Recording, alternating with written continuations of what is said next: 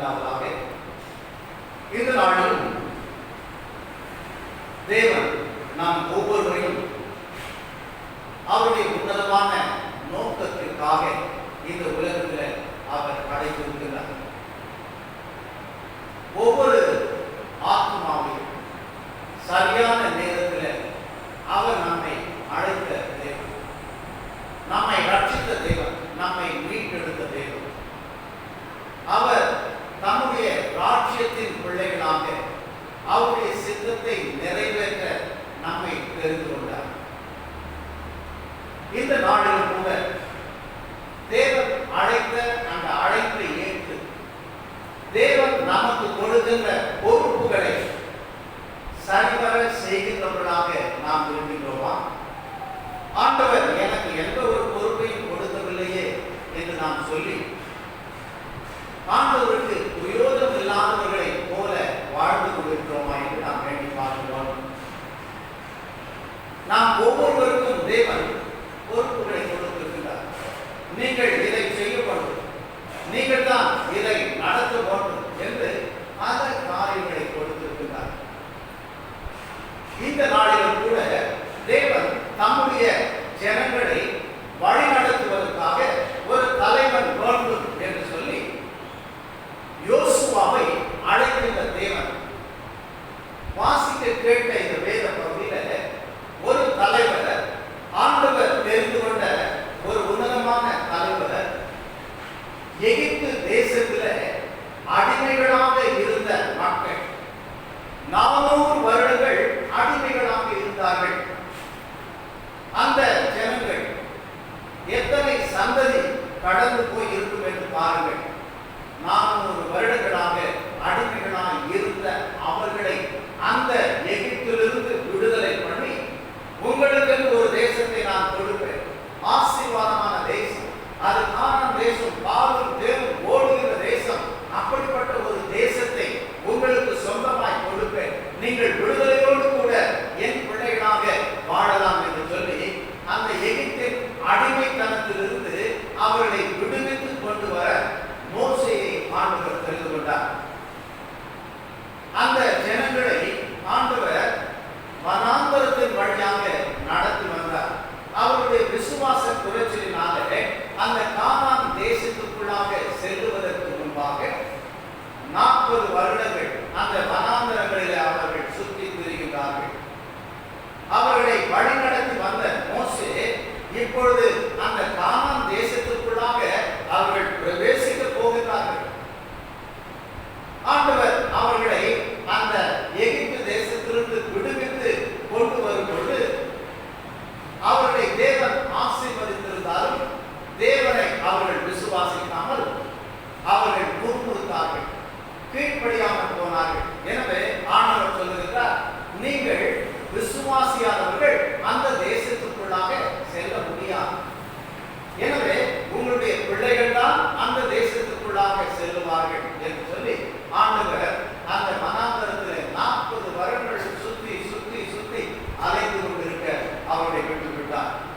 அப்படி விட்டாலும் கூட அவர்களுக்கு உணவை தருகின்றார்.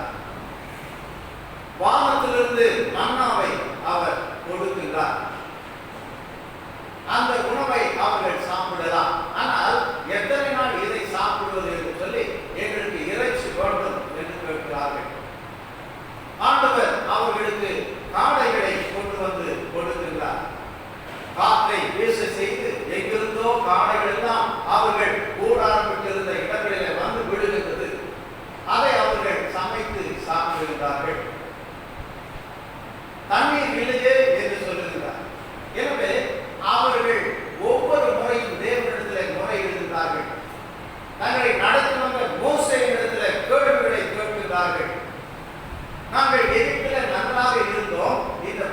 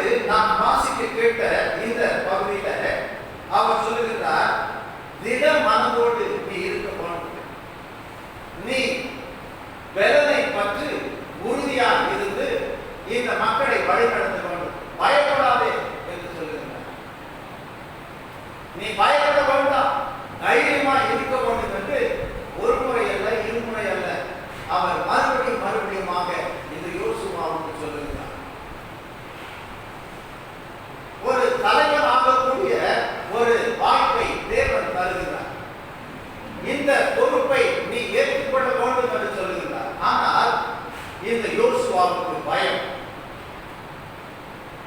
நான் ஒரு தலைவனாக இருக்க முடியுமா? என்னை ஆண்டவர் இப்படி அழைக்கிறாரே என்று சொல்லி அவன் தயக்கத்தோடு கூட ஒரு கோடையை போல நான் இதை செய்ய முடியாது என்று அவன் பயப்படும் போது ஆண்டவர் சொல்லுகிறார், பயப்படாத, நான் உன்னை பலப்படுத்துவேன், நான் உன்னோடு கூட இருப்பேன் என்று ஆண்டவர் சொல்லுகிறார். மோசையோடு நான் இருந்ததை போல உன்னுடன் நான் இருப்பேன், நீ பயப்பட வேண்டாம் என்று சொல்லுகிறார். எதற்காக இந்த யோசுவா பயப்படுகிறார் என்று சொன்னால், இவர் ஒரு தலைவன் ஆவதற்கான எண்ணம் அவருடைய வாழ்க்கையில இல்லை. ஏனென்று சொன்னால், இந்த யோசுவா பிறக்கும் பொழுதே ஒரு அடிமையாகத்தான் எகிப்து தேசத்தில் அவர் பிறந்திருக்கிறார். தான் ஒரு அடிமை என்பதை அவர் மறந்துவிடவில்லை. அது மாத்திரமல்ல, இந்த யோசுவாவின் பெற்றோர்களும் அங்கே எகிப்தில அடிமைகளாக இருக்கின்றார்கள்.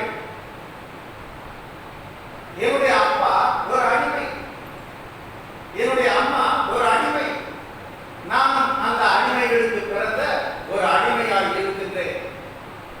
எனவே அடிமைகள் படுகின்ற பாடுகள், கஷ்டங்களை நான் அனுபவித்து இருக்கின்றேன். என்னுடைய அப்பாவும் அம்மாவும் மாத்திரமல்ல, என்னுடைய தாத்தாவும் கூட, அந்த தாத்தாவுக்கு அப்பாவும் கூட அடிமைகளாக இருந்தவர்கள். எனவே சந்ததி சந்ததியாக அடிமைகளாக இருந்த அவர்களுக்கு, அவர்கள் மத்தியிலே ஒரு அடிமையாய் வாழ்ந்த இந்த யோசுவாவுக்கு ஆண்டவர் அழைத்து, என் ஜனங்களுக்கு, இந்த அடிமைகளாக இருக்கின்ற இவர்களுக்கு மோசேக்கு அடுத்ததாக நீதான் தலைமை தாங்கி இவர்களை அந்த கானான் தேசத்திற்கு அழைத்து செல்ல வேண்டும் என்று சொல்லி ஒரு தலைவனாக கூடிய ஒரு பொறுப்பை, வாய்ப்பை கொடுக்கின்றார். ஆனால் தேவன் தருகின்ற அந்த வாய்ப்பை ஏற்க மறுத்து பயந்து கொண்டிருக்கின்ற யோசுவாவை ஆண்டவர் திடப்படுத்தி, பயப்படாது, நான் உன்னோடு கூட இருப்பேன், நீ எங்கு சென்றாலும் செல்லுகின்ற இடங்களிலெல்லாம் உன்னோடு கூட இருப்பேன், உனக்கு எதிராக யாரும் எழுந்தி வெற்றி கொள்ள முடியாது, நான் உன்னோடு கூட இருக்கிறேன் என்று அவர் சொல்லுகின்றார். எனவே யோசுவாவுடைய வாழ்க்கையில் அவர் மோசேயோடு கூட இருந்த மனிதன். மோசே சொல்லுகின்ற காரியங்கள் எல்லாம் கீழ்ப்படிந்து அவர் செய்தவர். அவர் ஒரு வாலிபனாக அவர் இருந்தார். மோசே சொல்லுகிறார், நமக்கு தேவன் கொடுத்த தேசம் இந்த தேசம், அதை நாம் சுதந்திரிக்க போகிறோம். எனவே அந்த தேசம் எப்படிப்பட்டது, அங்கு இருக்கின்ற ஜனங்களை நாம் எப்படி மேற்கொள்ள முடியும், யாராவது நீங்கள் போய் பார்த்துவிட்டு வாருங்கள் என்று சொல்லும் பொழுது ஒரு 12 பேரை அவர்கள் தெரிந்து கொள்கிறார்கள். அதிலே இந்த யோசுவாவும் காலேபும் ஒருவராக இருக்கிறார்கள். எனவே 12 பேர் அந்த நாட்டை போய் பார்க்கின்றார்கள். அந்த நாடு செழிப்பான ஒரு தேசமாக இருக்கிறது. அங்கே பழுத்த பழங்களை, திராட்சை குலைகளை அவர்கள் எடுத்துக்கொண்டு வருகிறார்கள். வந்து மோசேயிடத்திலும் மற்ற ஜனங்களிடத்திலும் சொல்லுகிறார்கள், செழிப்பான தேசம்தான் அது, விளைந்த அந்த கனிகளை பாருங்கள். ஆனால் இதை போல அந்த தேசத்திலே உள்ளவர்கள் கூட செழிப்பாகத்தான் இருக்கிறார்கள். அவர்கள் நம்மை விட பலசாலிகள், உயரமானவர்கள், அவர்களுக்கு முன்பாக நாம் ஒரு வெட்டுக்கிளிகளை போல் இருப்போம். எனவே அந்த தேசத்தை நாம் எப்படி வெற்றி கொள்ள முடியும்? அது கூடாத காரியம் என்று சொல்லியிருக்கிறார். ஆனால் யோசுவாவும் காலேபும் கர்த்தரை விசுவாசித்து, நமக்கு தேவன் அந்த தேசத்தை கொடுப்பார், நம்முடைய பலத்தினால் பராக்கிரமத்தினால் அல்ல, தேவன் சொன்ன வார்த்தையை நம்புகின்றோம், நிச்சயமாய் அந்த தேசத்தை நாம் சுதந்திரித்துக் கொள்வோம் என்று சொல்லுகிறார். எனவே யோசுவா ஒரு இளைஞனாக அவன் சொல்லுகின்ற வேலைகளை உண்மையும் உத்தமமாக விசுவாசத்தோடு கூட செய்து கொண்டு வருகின்றார். எனவே தேவன் இளைஞர்களை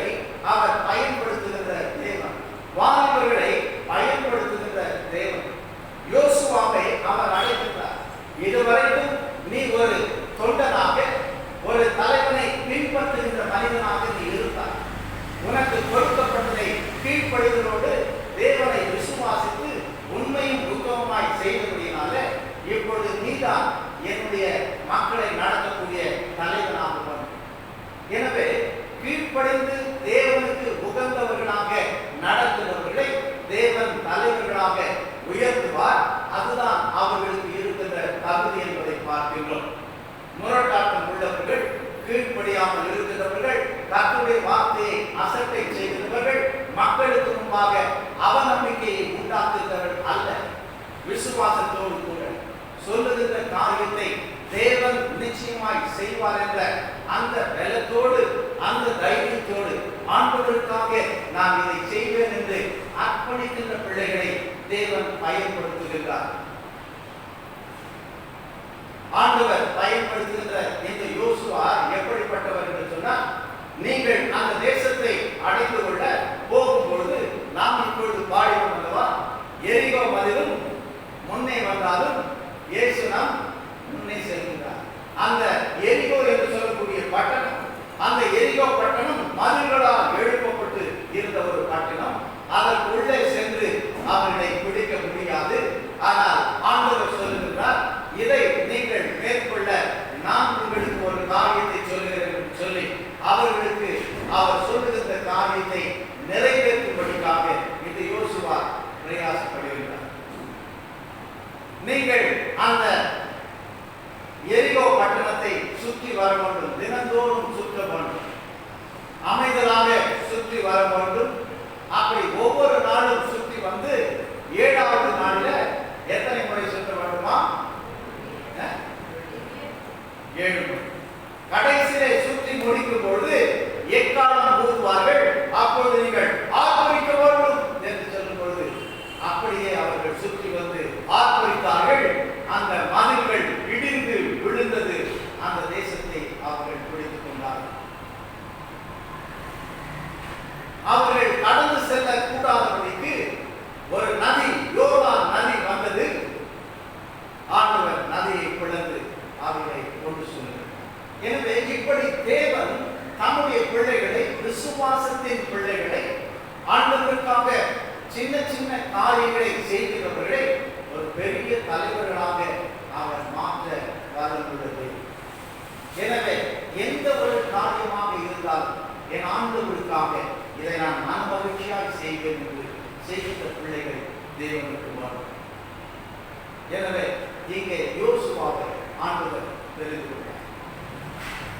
அதே விதமாக தன்னுடைய ஜனங்களை பஞ்சத்திலிருந்து காப்பாற்றுவதற்காக, இஸ்ரவேல் ஜனங்களை போஷிப்பதற்காக எகிப்து அந்த தேசத்தில் ஒரு அடிமையாக விற்கப்பட்ட மற்றொரு மனிதனை தேவன் அந்த தேசத்தினுடைய அதிபதியாக மாற்றினார். யார் அந்த மனிதன்? யோசேப்பு. எனவே யோசேப்பு என்று சொல்லக்கூடிய ஒரு சிறுவன், ஒரு வாலிபன், ஆண்டவர் அவனை உயர்த்தினார் தேசத்தின் அதிபதியாக. ஆண்டவர் தானியேலை பயன்படுத்தினார். அவரோடு கூட இருந்த சாத்ராக், மேஷாக், ஆபேத்நேகோ என்று சொல்லக்கூடிய வாலிபர்களை தேவன் பயன்படுத்தினார். தேவன் வாலிபர்களை மாத்திரமல்ல, சிறுவர்களையும் பயன்படுத்தினார். 5000 பேருக்கு உணவளிக்க வேண்டும் என்று சொன்னார். யாருடைய உணவை ஆண்டவர் பயன்படுத்தினார்? ஒரு சிறுவனுடைய உணவை வாங்கி அதை ஆசீர்வதித்து 5000 பேர் சாப்பிடும்படிக்காக அவரையும் பயன்படுத்தினார். எனவே தேவன் நாம் ஒவ்வொருவரையும் பயன்படுத்த அவர் சித்தமுள்ளவராய் இருக்கின்றார்.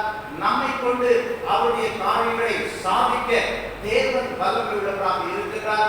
ஆனால் நாம் நமக்கு கொடுக்கப்படுகின்ற பொறுப்புகளை ஏற்றுக்கொண்டு அவருக்காக வாழ நாம் நம்மை அர்ப்பணித்திருக்கிறோமா என்று நாம் பார்க்க வேண்டும். நமக்கு என்ன பொறுப்புகள் இருக்கிறது என்று சொல்லலாம். நமக்கு இருக்கின்ற பொறுப்புகள் நாம் தேவனுடைய பிள்ளைகளால் வாழ்வது மாத்திரமல்ல, நம்முடைய பிள்ளைகளை தேவனுடைய பிள்ளைகளாக உருவாக்க வேண்டியது பெற்றோருடைய கடமை அல்லவா? அவர்கள் மனம் போன போக்கிலே வெட்டி விடுங்கள் என்று சொல்லவில்லை. பிள்ளையானவன் சிறுவனாய் இருக்கும்போது அவன் என்ன செய்ய வேண்டும்? நடக்க வேண்டிய விதத்தில் நீ நடத்த வேண்டும். ஒரு தலைவன் எப்படி தன் பிள்ளைகளை வழி நடத்துகிறானோ அதை போல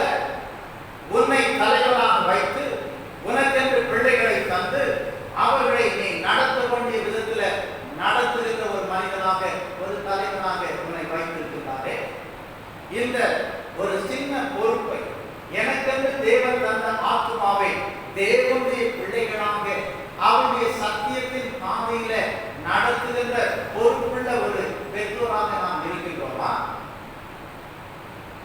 அல்லது அதை குறித்து கவலைப்படாதபடி அந்த பொறுப்பு எனக்கு இல்லை, எப்படியோ என் பிள்ளைகள் வாழ்ந்தால் போதும் என்று அவர்களை விட்டு விடுகின்றோமா? மனுஷன் கல்வியாக இருப்பது நல்லதல்ல என்று ஏற்ற துணையை தருவேன் என்று சொன்ன அந்த மனைவியை நாம் நம்முடைய சொந்த சரீரமாக பாவித்து அவர்களை வழி நடத்த வேண்டுமே. எனவே தேவன் நம்மை எங்கே வைத்திருக்கிறார்? குடும்பத்திற்கு யார் தலை என்று சொல்லப்படுகிறது? யார் குடும்பத்துக்கு தலைவர்? புருஷன். எனவே நான்லாம் தலை இல்லைங்க, நான் சொன்ன எதுவும் எடுபடாதுங்க, எங்க வீட்டுல எங்க வீட்டம்மா தான் என்று நான் சொல்லியா? தேவன் சொல்லுகிறார், உன் குடும்பத்திற்கு நீதான் தலைவன். இந்த சபைக்கு தேவன் ஆண்டவராகிய இயேசு கிறிஸ்து தலையாய் இருப்பதை போல உன்னை ஒரு தலைவனாக உன் குடும்பத்திற்கு தேவன் கொடுத்திருக்கிறார். அதை நீ அசட்டையாக தூக்கி எறிந்துவிட்டு மனம் போன போக்கிலே வாழ்ந்து கொண்டிருக்கிறாரா? வேலை ஸ்தலத்திலே உனக்கு கீழே வேலை செய்ய ஆட்கள் உண்டு, அவர்களை நீதான் வழி நடத்த வேண்டும். பள்ளியிலே நண்பர்கள் உண்டு, அவர்களுக்கு நீதான் சாட்சியாய் வாழ வேண்டும். எனவே நமக்கு தேவன் பொறுப்புகளை கொடுத்திருக்கிறார். நீங்கள் வாழுகின்ற இடங்களில நீங்கள் தான் அங்குள்ள மக்களுக்கு சுவிசேஷம். நம்முடைய வாழ்க்கையை பார்க்கும் பொழுதுதான் தேவனை அவர்கள் பார்க்க முடியும். நம்முடைய வாழ்க்கையின் மாற்றத்தை பார்க்கும் பொழுதுதான் இவர்கள் உண்மையாகவே தேவனுடைய பிள்ளைகள் என்று மற்றவர்கள் சொல்ல முடியும். எனவே தேவன் நமக்கு கொடுத்திருக்கிற பொறுப்புகள் குடும்பத்திலே உண்டு, சமுதாயத்திலே உண்டு, ஆலயத்திலே உண்டு. என் காரியமாய் யார் போவார் என்று சொல்லும் பொழுது, ஆண்டவரே நான் இருக்கிறேன், என்னை அனுப்பும் என்று சொல்லக்கூடிய மக்கள் எங்கே? இன்றைக்கு தேவன் உங்களை தெரிந்து கொள்ளவில்லையா? உங்களை அழைக்கவில்லையா? உங்களுக்கு பொறுப்புகளை தேவன் கொடுக்கவில்லையா? இந்த யோசுவாவை போல ஒரு கோழைகளை போல என்னால் முடியாத ஆண்டுகிறேன், என்னால் முடியாத ஆண்டுகிறேன், என்னிடத்தில் ஒன்றுமில்லை ஆண்டுகிறேன் என்று சொல்லி பொறுப்பற்றவர்களாக அந்த பொறுப்பை ஏற்க மறுப்பவர்களாக நாம் வாழ்ந்து கொண்டிருக்கின்றோம். யோசுவா ஒரு அடிமை, அவருடைய பெற்றோர் அடிமை. இந்த அடிமைக்கு வாழ்வில்லை, உன் வாழ்நாளெல்லாம் நீ அடிமையாக இருந்துவிடு என்று யோசுவாவை ஆண்டவர் விட்டு விடுவது. நீ நினைத்துக் கொண்டிருக்கலாம் அடிமை என்று சொல்லி, ஆனால் நீதான் ஒரு தலைவன், எனக்காக என் மக்களை வழி நடத்துகின்ற தலைவனாக நான் உன்னை தெரிந்து கொண்டேன் என்று ஆண்டவர் சொல்லுகின்றார். எனக்காக இந்த உலகத்திலே வாழ உன்னை நான் தெரிந்து கொண்டேன் என்று ஆண்டவர் சொல்லுகின்றார். ஆண்டவரை நான் என்ன செய்ய வேண்டும்? என்னிடத்துல நீர் எதை ஒப்புக் கொடுக்கின்றீர்? எந்த பொறுப்பை நான் நிறைவேற்ற வேண்டும் என்று அந்த பொறுப்பை நிறைவேற்றுகிறவர்களாக ஆண்டவருக்காக வாழ நாம் நம்மை அர்ப்பணித்திருக்கிறோமா என்று பார்க்க வேண்டும். 1 தெசலோனிக்கேயர் 5ஆம் அதிகாரம் 11ஆம் வசனத்தை நாம் வாசிக்கலாம்.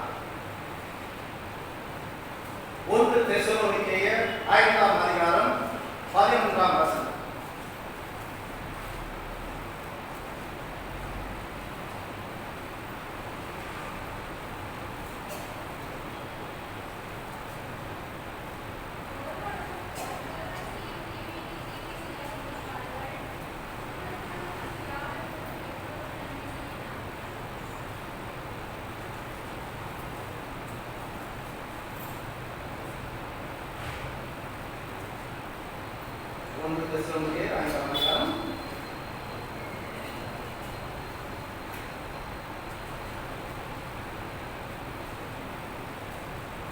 நீங்கள் செய்து வருகிறபடியே ஒருவரை ஒருவர் தேற்றி ஒருவருக்கொருவர் பக்தி விருத்தி உண்டாகும்படி செய்யுங்கள்.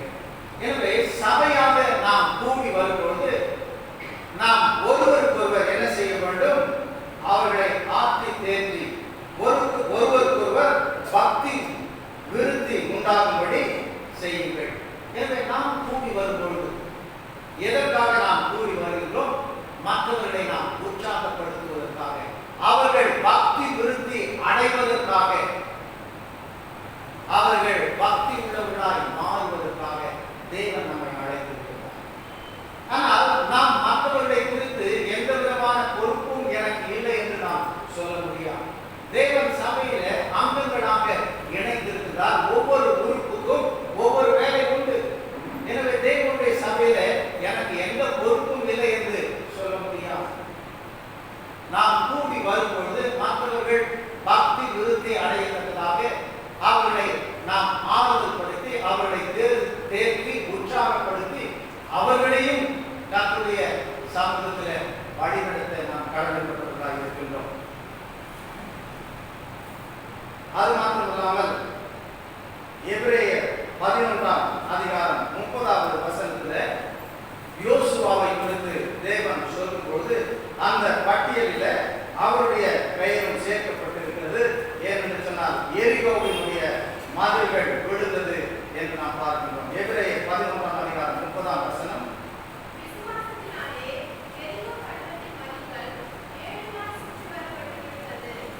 எரிகோவின் மதில்கள் 7 நாள் சுற்றி வரப்பட்டு விழுந்தது.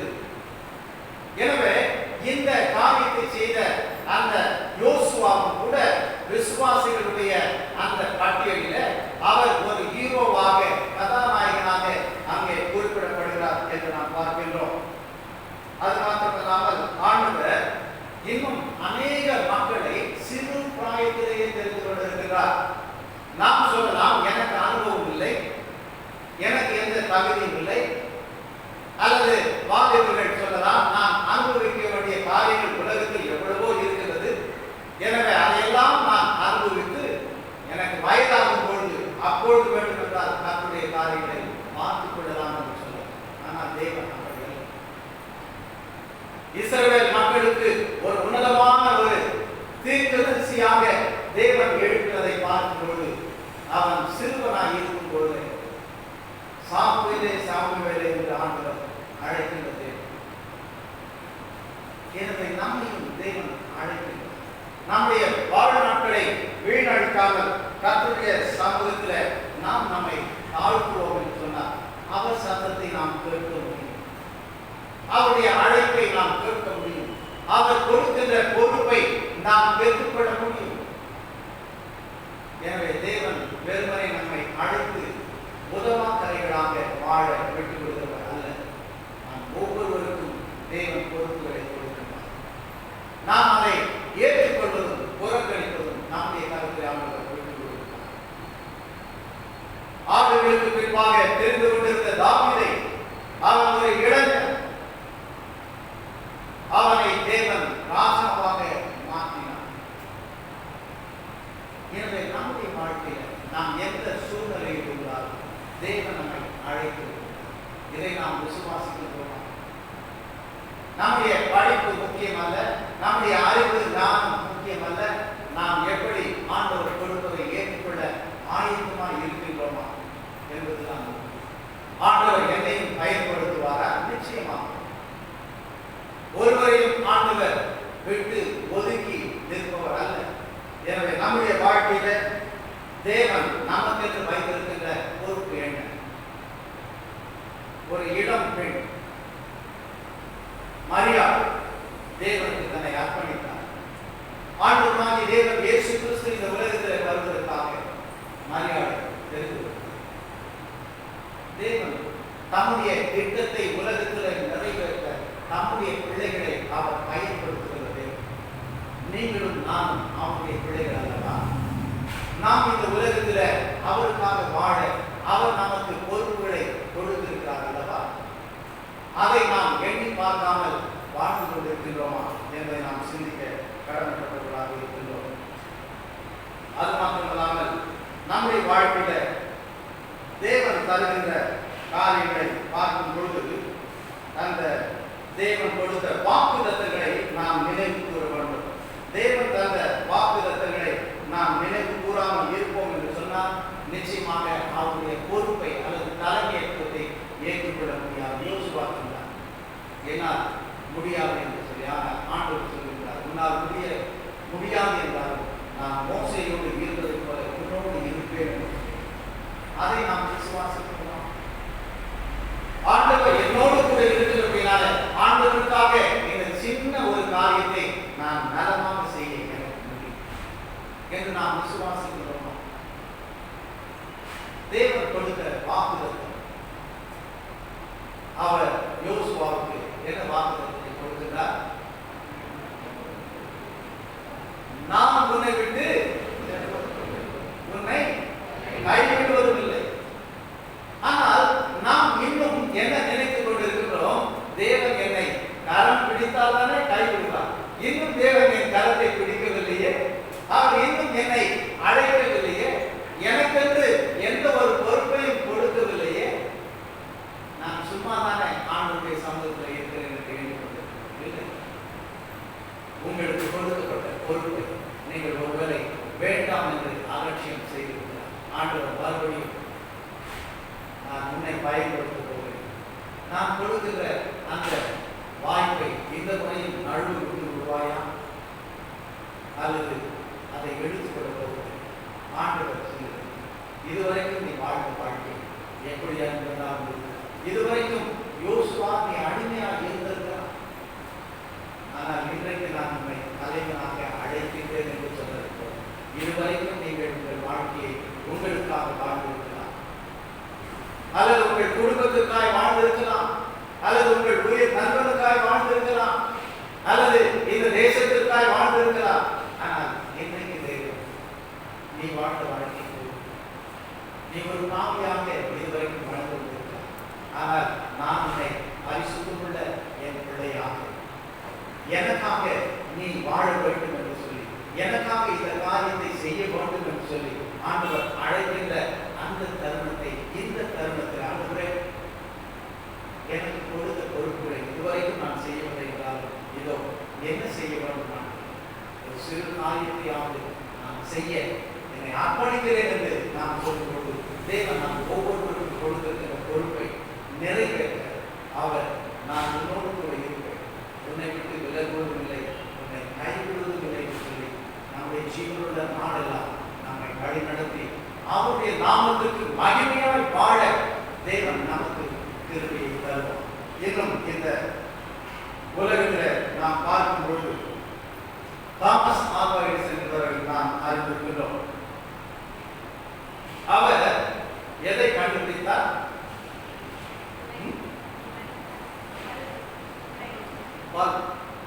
எலக்ட்ரிக்கல் பல்ப் கண்டுபிடித்தார்.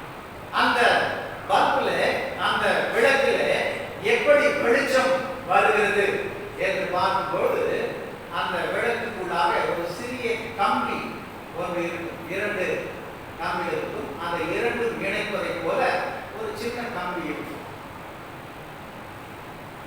மின்சாரத்தை பாய்ச்சும் போது அந்த மின்சாரம் அங்கே பாயும் போது அந்த கம்பி சூடு ஏறாமல் அதிகமாக அது பழுக்க காட்சி பட்ட ஒரு உலோகத்தை போல சிறப்பாக மாறி ஒளியை கொடுக்கும். ஆனால் சில உலோகங்கள் வெளிச்சத்தை கொடுப்பதை காட்டிலும் அதிக வெப்பத்தை கொடுக்கும். எனவே எந்த உலோகத்தை வைப்பது என்று சொல்லி எதையெல்லாமோ அவர் செய்து கொண்டிருந்தார். எப்படி சில ஒயர்களை அல்லது உலோகத்தை பயன்படுத்தினால் கொஞ்சம் அது வெளிச்சம் கொடுத்து கொண்டிருக்கலாம் என்று போய்விடும், கொஞ்ச நேரம் தான் வெளிச்சம் கொடுக்கும், அல்லது அதிக உஷ்ணத்தை கொடுத்தது. எனவே எந்த உலோகத்தை பயன்படுத்துவது என்று சொல்லி பலவிதமாக அவர் முயற்சி செய்து கொண்டே இருந்தார். அப்படி செய்து செய்து அவர் சொல்லுகிறார், நான் ஒரு முறை 2 முறை அல்ல, 1000 முறை அல்ல, 10,000 முறைகள் செய்து கொண்டே இருந்தேன். கடைசியில இந்த டங்ஸ்டன் இழையை நான் கண்டுபிடித்தேன் என்று அவர் சொல்லுகிறார்.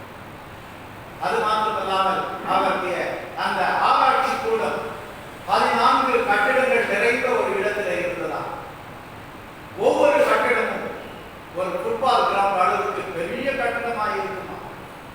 அவர் தன்னுடைய ஆராய்ச்சிகளை மற்றதெல்லாம் செய்து கொண்டிருக்கும் போது திடீரென்று ஒரு கட்டிடத்தில் தீ பிடித்து எரிந்ததா. அவர் கண்டுபிடித்து எழுதி வைத்த எல்லாம் அழிந்து போனது.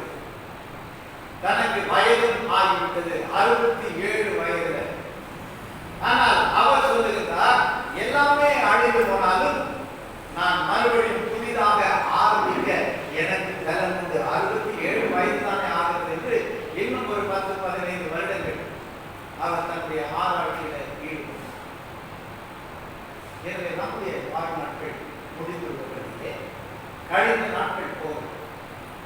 ஒருவேளை நாம் முயற்சி செய்திருக்கலாம். ஆண்டவருக்காக நான் இதை செய்ய போகிறேன், இந்த ஊழியத்தை செய்ய போகிறேன், ஆண்டவருடைய ஊழியத்திற்கு நான் மாதம் மாதம் காணிக்கைகளை கொடுத்து தாங்க போகிறேன், நான் ஆண்டவருக்காக ஆலயம் கட்டப் போகிறேன், பல தீர்மானங்கள் எடுத்திருக்கலாம். நான் என் பிள்ளைகளை இந்த உலகத்தில் பிள்ளைகளை போல விட்டுவிட மாட்டேன், ஆண்டவருடைய பிள்ளைகளாக வளர்ப்பேன், ஆண்டவருக்கு பிரயோஜனம் உள்ள பிள்ளைகளாக வளர்ப்பேன் என்று தீர்மானங்கள் எடுத்திருக்கலாம். ஒவ்வொரு வருடமும் 1ஆம் தேதி, வருடத்தின் 1ஆம் தேதி என்று சொன்னார் தீர்மானங்கள் எடுக்கிறோம். அதிலும் மற்றவர்களுக்கு பிரயோஜனமாக இருக்கிற தீர்மானம் அல்ல. இந்த வருடம் நான் ஜெபிக்க போறேன், நான் உபவாச கூட்டத்துக்கு போக போறேன், நான் ஜெப கூட்டத்துக்கு போக போகிறேன். எதற்காக? நான் ஜெபித்தா எனக்கு இது கிடைக்கும், நான் ஜெபித்தால் எனக்கு அது கிடைக்கும், எனக்கு இது கிடைக்கிற வரைக்கும் நான் ஜெபிக்க போறேன், அது கிடைக்கிற வரைக்கும் ஜெபிக்க போறேன் சொல்லி அதிலும் சுயநலம். மற்றவர்களுடைய பிரயோஜனத்துக்காக அல்ல, என் ஊழியத்திற்காக நான் ஜெபிக்க போகிறேன், என்னுடைய ஊழியத்திற்கு செல்லுகின்ற மக்களுக்காக ஜெபிக்க போகிறேன், என்னுடைய ஊழியக்காரனுக்காக ஜெபிக்க போகிறேன், என் தேசத்திற்காக ஜெபிக்க போகிறேன். அப்படி அல்ல. ஒரு சிலர் இந்த வருடமெல்லாம் நான் என்னுடைய வாக்குத்தத்தத்தை 1ஆம் தேதி செஞ்ச வாக்குத்தத்தத்தை மீறிவிட்டேன், ஆனால் இந்த வருடம் நிச்சயமாய் அப்படி விட்டுவிட மாட்டேன், தினந்தோறும் பைபிள் படிப்பேன், ஒவ்வொரு வருஷமும் அதை சொல்றோம், ஒவ்வொரு வருஷமும் அதை செய்யும். அது மாத்திரமல்லாமல் சில பேர் இப்படியும் செய்வாங்க, இவ்வளவு நாள் நான் சிகரெட் குடிச்சிட்டு இருந்தேன், இனிமே இந்த வருஷத்துல நான் விட்டுறோம், கொஞ்ச நாள் மறுபடியும் ஆரம்பிச்சேன், நான் அடிக்கடி கோவப்படுறேன், இனிமே நான் போகவே பட மாட்டேன், கோவப்பட மாட்டேன், இனிமே சண்டை போட மாட்டேன், தீர்மானம். ஆனால் முதல் நாள் நீங்க தீர்மானம் எடுத்து போகும், அந்த போக மாட்டேன், மத்தியான சாப்பாடு சேர்த்து இவ்வளவு காரணமாக எதிர்த்து புது சண்டை போட்டு எனக்கு சாப்பாடே வேணாம். எனவே நம்முடைய தீர்மானங்களை நாம் கடைபிடிக்க முடியவில்லை, நம்முடைய சுய பலத்தை நம்பி இந்த நாளில் நானும் கூட உமக்காக ஒரு காரியத்தை செய்ய எனக்கு ஒரு பொறுப்பை கருவிகள், அதை நான் ஜீவனுடன் அணுகலாம், நேர்மையோடு உண்மையோடு அதை நிறைவேற்ற நீர் எனக்கு தருங்கள். நீர் என்னை விட்டு விலகாத தேவன், நீர் என்னோடு கூட இருக்கிற தேவன், நீர் என்னை கைவிட மாட்டேன், எனவே நான் இதை உமக்காக செய்வேன் என்று நான் நம்மை அர்ப்பணிக்க முடியுமா? என் குடும்பம் உமக்காக வாழும் நான் தீர்மானம் எடுக்கின்றேன். முக்கியமாக யோசுவாவுடைய வாழ்க்கையில் அற்புதமாய் அவர் எடுத்த தீர்மானத்தை நாம் வாசிக்கலாம். யோசுவா 24ஆம் அதிகாரம் 15ஆம் வசனத்தை யாராவது வாசிக்கிறேன். யோசுவா 24ஆம் அதிகாரம் 15ஆம் வசனம். கர்த்தரை சேவிக்கிறது உங்கள் பார்வைக்கு ஆதரவாய் கண்டால் பின்னர் யாரை சேவிப்பீர்கள் என்று இன்று தெரிந்து கொள்ளுங்கள். நதிக்கு அப்புறத்தில் உங்கள் பிதாக்கள் சேவித்த தேவர்களை சேவிப்பீர்களோ, நீங்கள் வாசம் பண்ணுகிற தேசத்து குடிகளாகிய எம்மோரியரின் தேவர்களை சேவிப்பீர்களோ, நானும் என் விக்கிரமோ என்றால் கர்த்தரையே சேவிப்போம் என்றான். அங்கே யோசுவா சொல்லுகிறார், நான் ஒரு தீர்மானம் செய்திருக்கிறேன், நான் ஒன்றை தெரிந்து கொண்டேன், நீங்கள் எதை தெரிந்து கொள்ள போகிறீர்கள்? இந்த தேசத்தில் உள்ள மற்ற தெய்வங்களை வணங்குவோம் என்று அந்த தீர்மானத்தை செய்ய போகிறீர்களா? இல்லை இல்லை. இதுவரைக்கும் என்னை தெரிந்து கொண்ட என் தேவன், என்னை கைவிடாத என் தேவன், என்னோடு கூட வாசம் செய்கின்ற என் தேவன், இவரைத்தான் நான் சேவிப்பேன். நீங்கள் எல்லாம் எதை தெரிந்து கொண்டாலும் நாம் தெரிந்து கொள்வது என் தேவன். நாம் மாத்திரமல்ல, நானும் என் மனைவி ஆண்டவரை சேவிப்போம். நான் மாத்திரம் பைபிள் படிப்பேன் என்பதல்ல, நானும் என் மனைவியும் சேர்ந்து வேதம் வாசிப்போம். மனைவியோடு சேர்ந்து செல்லுவதற்கு சில பேருக்கு ரொம்ப கஷ்டம். நான் முன்ன குறை பின்ன வாங்க சொல்றவங்க தான் நிறைய பேர்.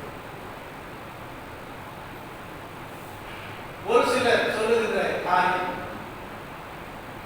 நீங்க 2 பேரும் கணவன் மனைவியா வெளியில பறந்து போறீங்க, எந்த காரியத்தையும் அதை பார்க்கும்போது எனக்கு ரொம்ப பொறாமையா இருக்கு. எனவே நாம் கணவன் மனைவியாக என்னென்ன காரியத்தை செய்கிறோம்? ஆண்டு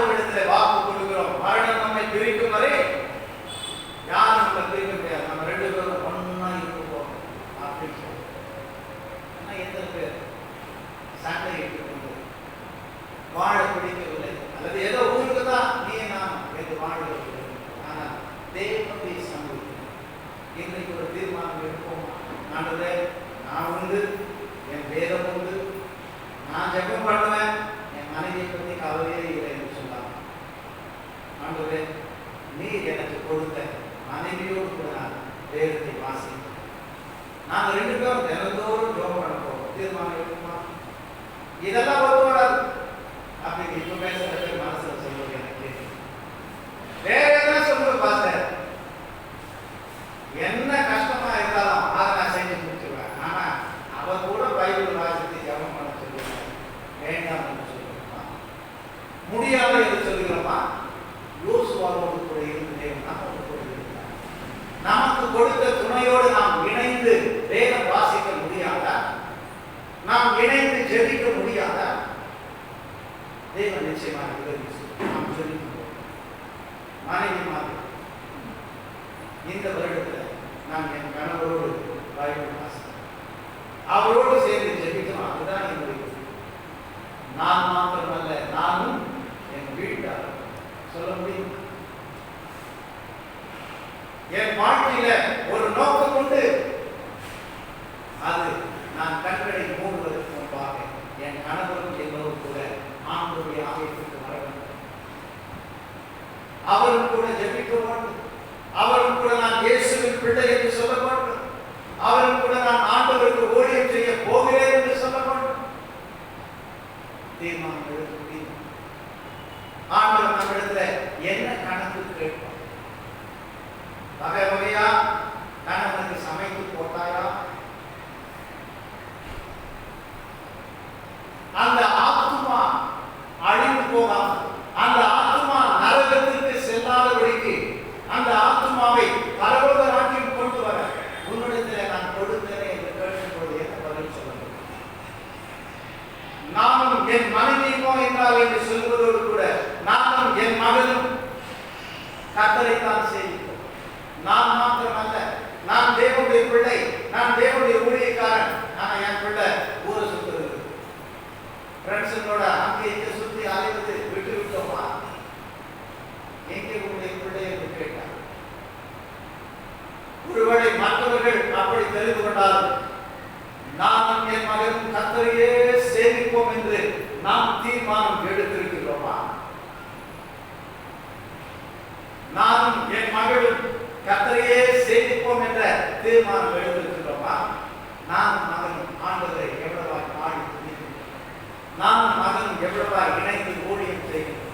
நானும் மகனும் எவ்வளவு சம்பாதித்து பணத்தை சேர்த்து ஆண்டவர்களுக்கு கொடுக்கின்றோம். நானும் என் மகனும் கர்த்தரை சேவிக்கிறவர்களாய் இருக்கிறோம். நானும் என் மகளும் கர்த்தரை சேவிக்கிறவர்களாய் இருக்கிறோம். சொல்ல முடியுமா? எனவே எதை நீங்கள் தெரிந்து கொள்ளப் போகிறீர்கள்? நான் குடும்பமாக தெய்வத்தின் பிள்ளையார் அவருக்கு சேவை செய்கிறவர்களாக நானும் என் வீட்டாரம் என்றால் கர்த்தரையே செய்வோம். அதுதானே முடியாது. நான் ஒருத்தனா என்ன ஊழியம் வேணா செய்யணும் பாஸ்டர். நான் ஒருத்தனா உங்க கூட சேர்ந்து ஊழியத்துக்கு வரணும் பாஸ்டர். என் மகனை கேட்காதீங்க, என் மகளை கேட்காதீங்க, என் மனைவி பத்தி கேட்காதீங்க. ஐயோ, இந்த நாளிலும் தேவன் நமக்கென்று கொடுத்திருக்கின்ற பொறுப்புகளை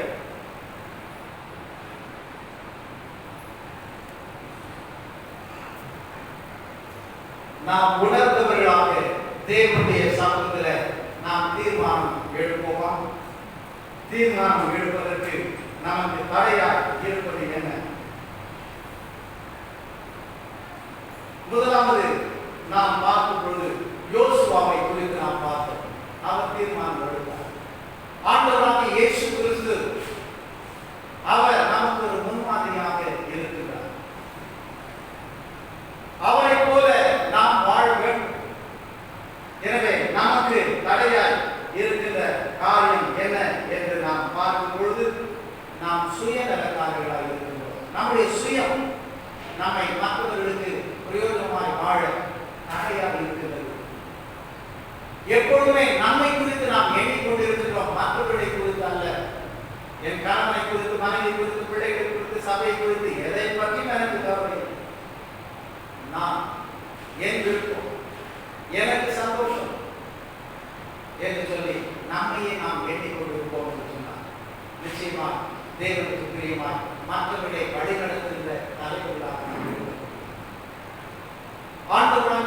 இயேசு கிறிஸ்து. அவர் சொல்லுகிறார், நான் ஊழியம் கொள்ளும்படி வராமல் ஊழியம் செய்வதற்காக வந்தேன். இந்த மனிதர்கள் எல்லாம் எனக்கு ஊழியம் செய்ய வேண்டும், எனக்கு சேவை செய்ய வேண்டும் என்று அதற்காக நான் வரவில்லை, மனிதர்களுக்கு ஊழியம் செய்வதற்காக நான் வந்தேன்.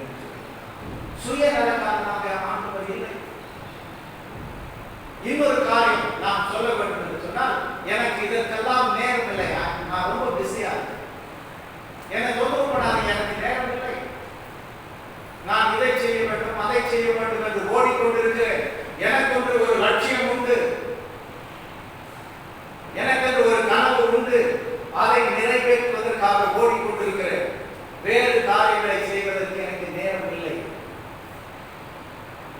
அந்த ஆண்டவர் அப்படி அவர் என்ன காரியத்தை செய்ய அவர் போய்கொண்டிருந்தாலும் கூட, ஒரு மனிதன் தேவையோடு கூட வருவான் என்று சொன்னால் அவருடைய தேவையை சந்திப்பதுதான் அவருக்கு பிரியம். ஒரு முறை ஆண்டவர் போய்கொண்டிருக்கும் போது திரளான ஜனங்கள் ஓடிக்கொண்டிருக்கிறார்கள். கண்ணு தெரியாத ஒரு குருடன் ஒரு குரல் கொடுக்கிறார், நான் பிஸியாய் போய்கொண்டிருக்கிறேன் என்று ஆண்டவர் போய்விடவில்லை. அவன் சத்தத்தை கேட்ட மாத்திரத்தில் நாம் நிறுத்துகிறார். என்னை அழைக்கின்ற அந்த மனிதனை என்னிடத்தில் அழைத்து வாருங்கள் என்று சொல்லுகிறார். நான் பிஸியா போயிட்டு இருக்கும்போது அவன் வேற என் கத்தரான் என்று சொல்லுகிறார். நான் உனக்கு என்ன செய்ய வேண்டும் என்று அவனுடைய தேவையை சந்திக்கிறார். ஒரு மனிதன் 100க்கு அதிபதி தன்னுடைய பிள்ளைக்காக ஆண்டவர் வந்து சுகம் தர வேண்டும் என்று அழைக்கும் பொழுது இதோ வருகிறேன் என்று போய்கொண்டிருக்கிறார். ஆனால் ஒரு வேறுபாடுள்ள ஒரு ஸ்திரீ வரும்போது எனக்கு நேரம் இல்லை சொல்லுங்கள். அவர் மனிதர்களை சந்திக்க ஓடிக்கொண்டிருக்கிறார், அவர்கள் தேவைகளை சந்திக்க ஓடிக்கொண்டிருக்கிறார். எனவே நம்முடைய வாழ்க்கையில் எதை நோக்கி நாம் ஓடிக்கொண்டிருக்கிறார், தேவையை அறிந்து செயல்பட நாம் ஆயுதமாய் இருக்கிறோமா என்று எண்ணி பார்க்கிறோம். இன்னும் சிலர் சொல்லுகிறார்கள், இதற்கு நேரம் இருக்கிறது, பிறகு நாம் பார்த்துக் கொள்ளலாம் என்று சொல்லி. நீதிமொழிகள் 3ஆம் அதிகாரம் 28ஆம் வசனம்.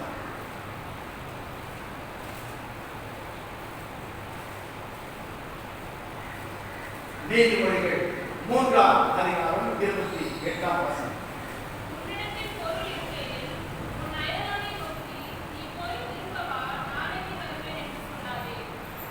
ஆண்டவர் சொல்லுகிறார், உதவி கேட்கும் போது உன்னிடத்துல பொருள் இருக்கிறது அல்லது பணம் இருக்கிறது அல்லது நாம் தேவையை நீ சந்திக்க முடியும். ஆனா நம்ம என்ன சொல்றோம், நாளைக்கு பார்க்கலாம், இன்னைக்கு வேண்டாம், நாளைக்கு பார்க்கலாம், நல்ல காரியம் நல்ல நாள் பார்க்கலாம், ஒரு நாளுக்கு செய்ய போறோம். இன்றைக்கு ஆண்டவர் சொல்றார், உனக்கு இன்றைக்கு பலன் இருக்கிறது, நாடி இருக்கிறது, அதை இப்பொழுதே செய்ய வேண்டும். எனவே இந்த நாளில ஆண்டவர் நம்மை அழைக்கிறார். வேறொரு தருணம் நமக்கு கொடுக்கப்படுமா தெரியாது. ஆண்டவர் அழைக்கிற சத்தத்தை கேட்டு என் பொறுப்பை நான் உணர்ந்து செயல்பட அர்ப்பணிக்கிறேன் என்று நாம் சொல்வோம். நம் வாழ்க்கை விலையேறப்பட்ட ஒரு வாழ்க்கையா, மற்றவர்களை வழி நடத்துகின்ற நல்ல தலைவர்களாக இருக்க தேவன் நம்மை அழைக்கின்றார். ஊழியத்தை பொறுப்பேற்று தலைமை தாங்கி நடத்துவதற்காக தேவன் அழைக்கின்றார். இப்ப முடியாது, அப்புறம் பார்க்கலாம் என்று அறிவிப்போம். இன்னொரு காரியம், நான் பிஸி என்று சொல்வது மாத்திரமல்ல, எனக்கே எவ்வளவோ தேவை இருக்குது, அது சந்திக்கப்பட்டாதானே நான் மற்றவங்களுக்கு உதவி செய்ய முடியும் என்று சொல்லி என்னுடைய தேவை சந்திக்கப்பட்டால், என் தேவன் என்னை ஆசீர்வதித்தார், என் தேவனுக்கு இவ்வளவு எனக்கு பணத்தை கொடுத்தா அப்ப நான் இதை செய்வேன், என் தேவன் எனக்கு இந்த சந்தோஷத்தை கொடுத்தா அப்ப நான் ஆண்டவருக்கு அதை செய்வேன். தேவன் முதல்ல எனக்கு செய்யணும், அப்புறம் நான் அவர்களுக்கு பொறுப்பை ஏற்கிறேன். அவர் என் தேவையே சந்திக்கவில்லையே, அதுக்காகத்தானே ஆண்டவரை நான் கெஞ்சி மன்றாடி போராடி கொண்டிருக்கிறேன். எனவே எப்பொழுது ஆண்டவர் என்னை சந்திப்பார், எப்பொழுது எனக்கு அவர் நிறைவான சந்தோஷத்தை ஆசீர்வாதத்தை கொடுப்பார், அந்த நிறைவு வந்த பொழுது நான் மற்றவர்களுக்கு உதவி செய்வேன் என்று சொல்றேன். ஆனால் இருப்பது நான் நிறைவை காண்பேன். ஆண்டவர் சொல்றார், தெரியும் உனக்கு, உனக்கு கொஞ்சம் பலம் தான் இருக்கிறது, அதனால நீ போவாதன்னு சொன்னார். ஆண்டவர் என்ன சொன்னாரு, கொஞ்சம் பலத்தோட நீ போ, உனக்கு இருக்கிறதுல நீ கொடு என்று சொல்லுகிறார். எனவே நாம் தேவனுக்காக இன்றைக்கு என்னிடத்தில் ஒன்றுமில்லை என்று போய்விடப் போகின்றோமா? இல்லை, இதுவரைக்கும் என்னை ஆசீர்வதித்த தேவனுக்கு நான் நிச்சயமா ஒப்பு கொடுப்பேன் என்று ஒப்பு கொடுக்கிறோம். பிரசங்கியின் புத்தகம் 11ஆம் அதிகாரம் 4ஆம் வசனத்தை நாம் வாசித்து முடிக்கலாம்.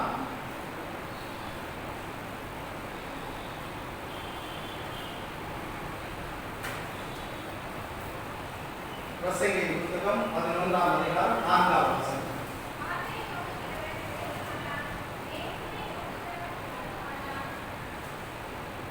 ஆண்டவர் ஒரு விதைக்கிறவனை பற்றி சொல்றார். விதை அவருடைய கரத்திலே இருக்கிறது. போய் விதைப்பான்னு சொன்னாங்க, அவன் என்ன செய்வான்? காத்து அடிக்கிறது நிற்கட்டும், காத்து இந்த பக்கம் அடிக்குது, நான் இப்படி வீசினா அது அப்படி போயிடும், அல்லது அந்த மேகத்தை பார்க்க மழை வர மாதிரி இருக்குது அப்படின்னு இந்த சீதோஷ்ண நிலையை பார்த்துக்கிட்டு அல்லது காத்தை பார்த்து கொண்டு விதைக்காமல் இருக்கிறவர்களை போல எனக்கு இது வந்தா அது வந்தா என்று சொல்லி நாம் இன்றைக்கே தேவனுடைய சமூகத்தில் எதையும் நீ பயன்படுத்தும் அர்ப்பணிக்கும்.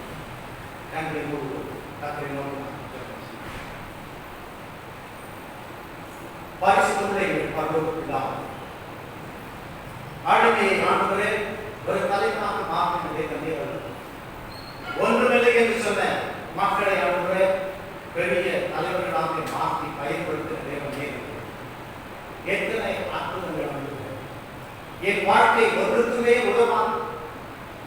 நான் அடிபட்டு உதைப்பட்டு கண்ணீரின் பாதையிலே ஓடிக்கொண்டிருக்கின்ற நொறுக்கப்பட்ட ஒரு பாத்திரம்.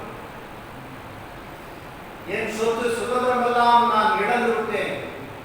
நான் மற்றவர்களை எதிர்பார்த்து மற்றவர்களிடத்திலே கையேற்றி வாழ்கின்ற சூழ்நிலையிலே நான் இருக்கிறேன். என் வாழ்க்கையிலே சந்தோஷம் இல்லை.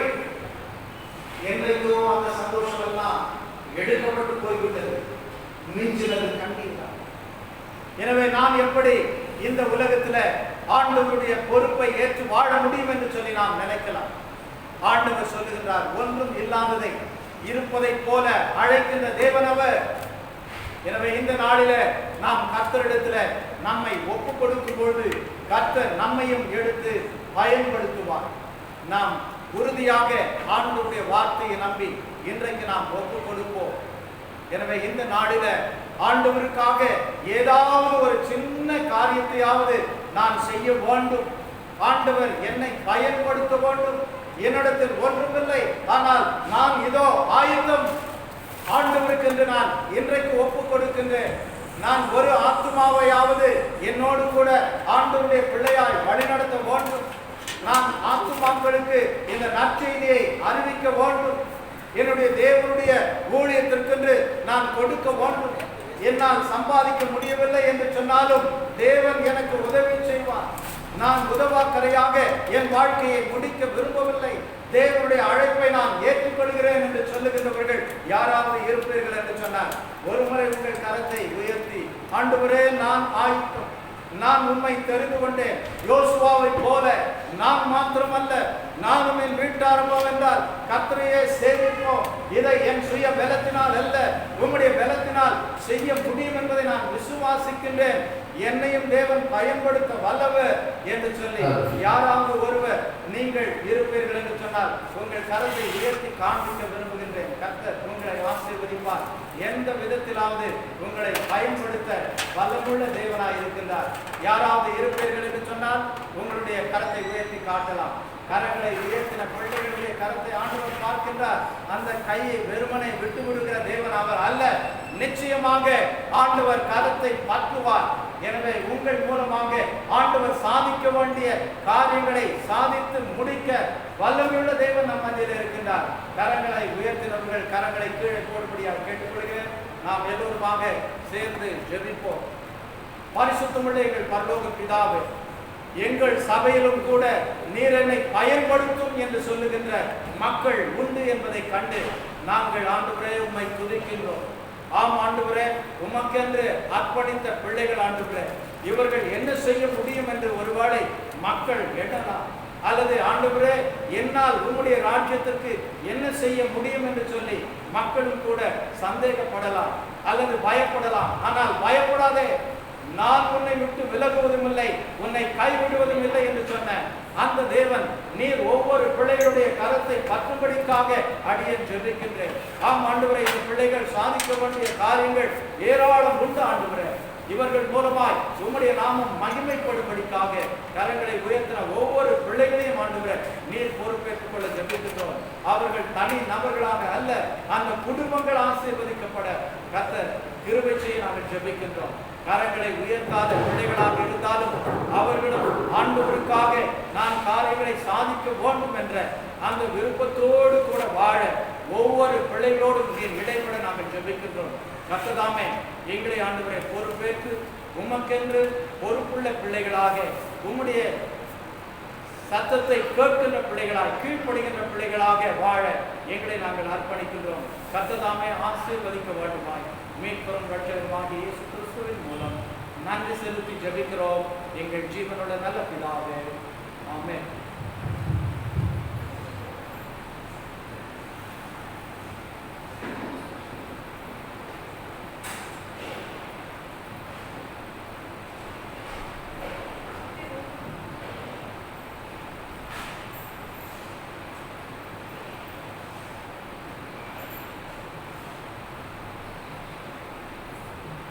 இந்த நாளிலும் நாம் ஒரு சில